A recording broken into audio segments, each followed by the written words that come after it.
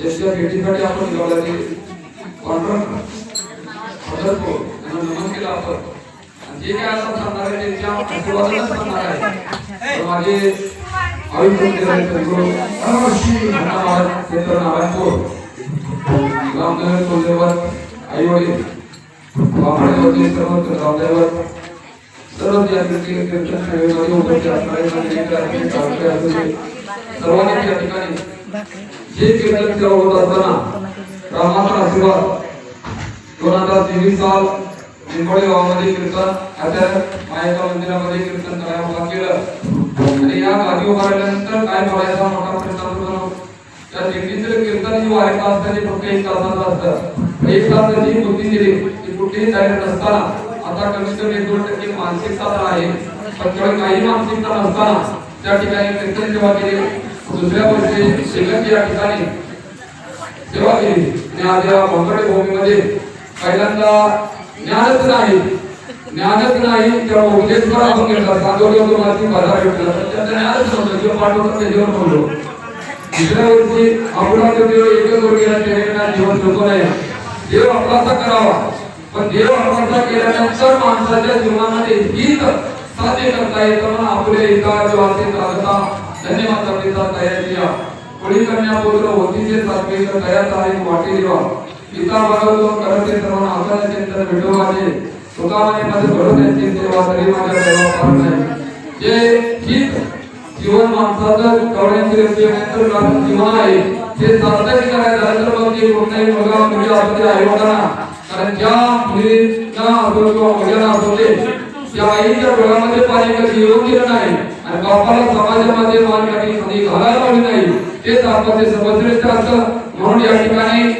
सर्व उपस्थितांच्या चरणी नतमस्तक होतो मस्तक हे पायावरी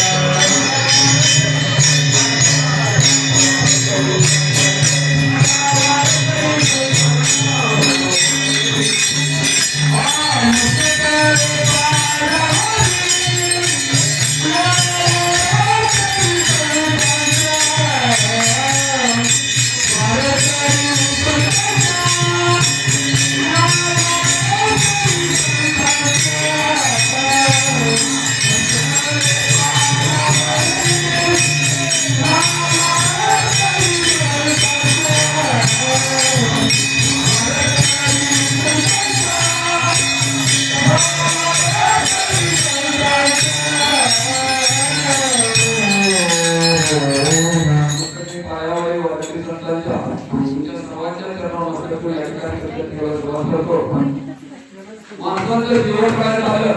तर या ठिकाणी प्रत्येक जण उठल्या सकाळपासून संध्याकाळपर्यंत धनाच्या पाठीमागे लागलेला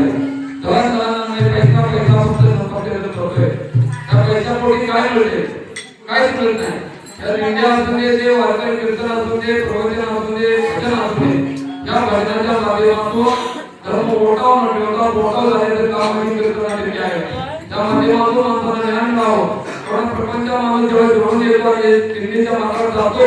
तेव्हा त्याच्या प्रपंचामध्ये आपलं सुख समाधान हे आपल्याला जसं मिळतंय तसं त्याच्यापेक्षा त्यांना जादा मिळतंय तर आपल्या गावामध्ये आल्यानंतर त्या वारकऱ्यांची सेवा करावी आधी बांबडे भूमी आणि या बांबडे भूमीमध्ये जी सेवा मिळते ती सुद्धा आपल्या जीवनाचे हित करण्यासाठी मिळते कारण शेवटी जीवनात हित जो प्रपंचामध्ये जे मंडळ कोणा येतील पण हा जर रोड ठरवला नसता तर आपल्या बांबडे भूमीमध्ये आनंद होतो हे योगाच्या गोष्टी असतात कारण शेवटी माणसाला कसं आहे नशीब कोणाला सांगता येत नाही प्रत्येक जण उठला सुद्धा सांगितले आपण फक्त धनाच्या पाठीवर पैसा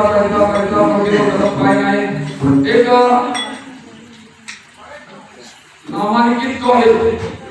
त्या कॉलेजमध्ये प्राचार्य केबिनमध्ये समोर एका वेळेने 10 मुली होत्या एक मुलगा होता आणि त्या मुलाचे वडील होते चर्चा होती त्या मुलींना 1 लाख 2 लाख रुपये मोबाईल किमतीचं त्या मुलाने सर्व त्या मुलीला दिलेले असतात आणि जेव्हा मोबाईल दिल्यानंतर त्या 10 मुलींच्या लक्षात येतं की ह्यो आपल्याला फसवतोय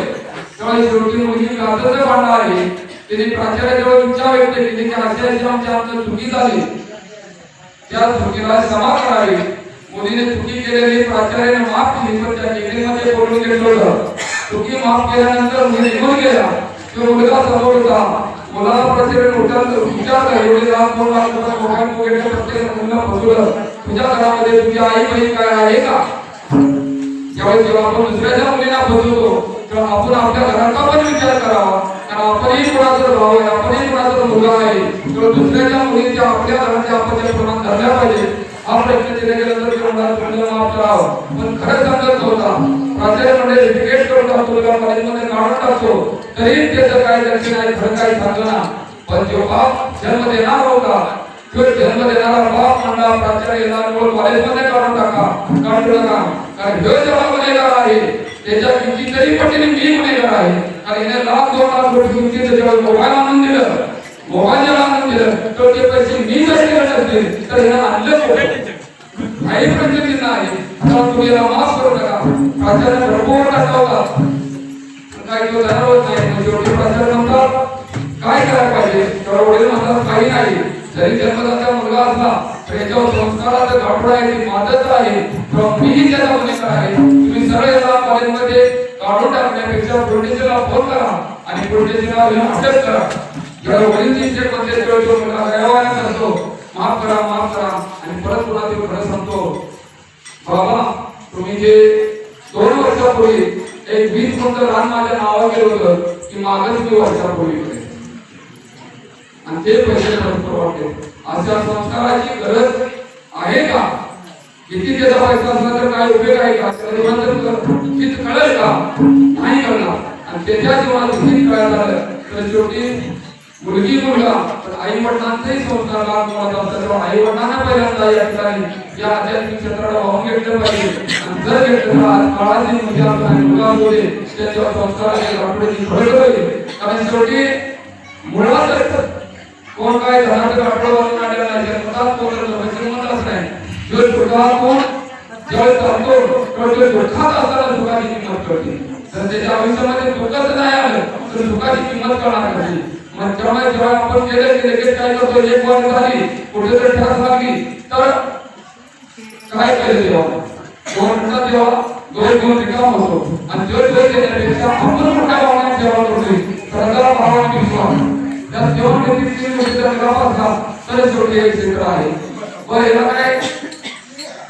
तो पुण्यामध्ये इकडे वळलं पाहिजे. पण बऱ्याच वेळा